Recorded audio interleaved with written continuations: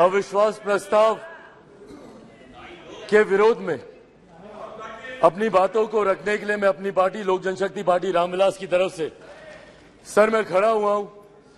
Sir, इस सदन ने कई अविश्वास प्रस्ताव इससे पहले देखे, पर मुझे लगता है ये अपने में एक ऐसा अनोखा अविश्वास प्रस्ताव है जिसमें अविश्वास सरकार के प्रति कम बल्कि विश्वास बढ़ाना अपने इस नए गठबंधन के प्रति ज्यादा प्राथमिकता दी जा रही है। इन लोगों को इस बात को दर्शाना है कि किस तरीके से ये गठबंधन इनके साथ है, जिस गठबंधन को बनाने का ये लोग एक लंबे समय से ये लोग प्रयास कर रहे हैं।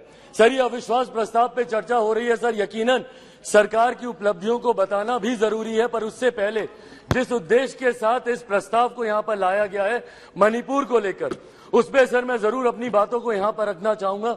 सर, पिछले 3 दिन से बहस चल रही है और इन 3 दिनों में सर सिर्फ दोषारोपण ही किया गया है।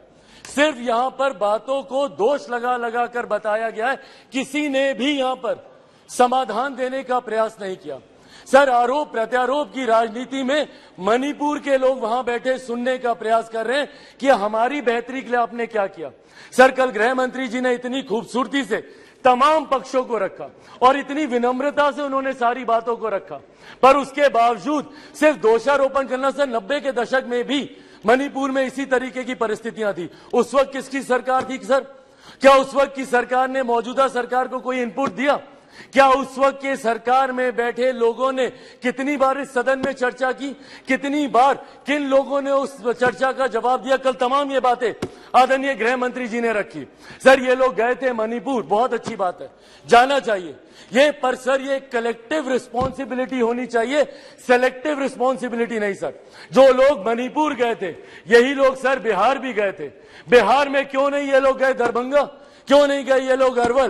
क्यों नहीं गए ये लोग मुजफ्फरपुर? अभी बछवाड़ा में सर एक छोटी सी बच्ची के साथ दुष्कर्म करके 10 साल की बच्ची, उसको तेजाब छिड़क कर उसको जलाकर मार दिया गया। उसके शरीर को अपने ही घर में 10 फीट गड्ढे में उसको दफना दिया गया।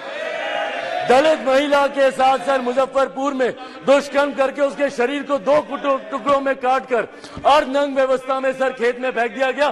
क्यों नहीं गए ये लोग वहां पर? अपने गठबंधन को तो मजबूत करने गए, पर क्यों नहीं ऐसे परिवारों से जाकर मिले? तो सर ये सेलेक्टिव रिस्पॉन्सिबिलिटी जब निभाते हैं, सर हकीकत है देश के किसी भी कोने में किसी भी मां बेटी के साथ ऐसी घटना हो रही है तो वो अक्षम्य है, वो निंदनीय है और उसको कोई बर्दाश्त नहीं कर सकता। और उसमें पूरे सदन को सर एकजुट होना होगा। कल गृह मंत्री जी ने जिस तरीके से अपील की, सर पूरे सदन को इसमें एकजुट होना होगा।